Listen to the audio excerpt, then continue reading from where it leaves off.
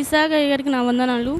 నాకు సాక్ష్యం ఏంటంటే, నాకు అసలు పిల్లలే పుట్టరు అన్నారు. నాకు పెళ్ళవ్వకముందు ఆపరేషన్ అయింది. ఆపరేషన్ అయ్యాక నాకు పెళ్ళయింది. అయితే నాకు స్టమక్ పెయిన్ వచ్చి హాస్పిటల్కి వెళ్ళా. హాస్పిటల్కి వెళ్తే ఆ మంది నీకు పిల్లలు పుట్టే కణితి లేదమ్మా, తీసేశారు గర్భసంచి, నీకు లేట్గా పుడతారు అని చెప్పారు. నేను ఎంతో బాధతో అయ్యగారి దగ్గరికి వచ్చా. అయ్యగారు నాకు ఏం బాధపడకమ్మా, నీకు గర్భఫలం వచ్చింది పో అన్నారు. అలాంటి రీతిగానే నాకు ఫస్ట్ బాబు పుట్టాడు. మళ్ళీ మొన్న డిసెంబర్ నెలలో నేను ఇక్కడికి వచ్చా తైలాభిషేకం ఆరాధనకి.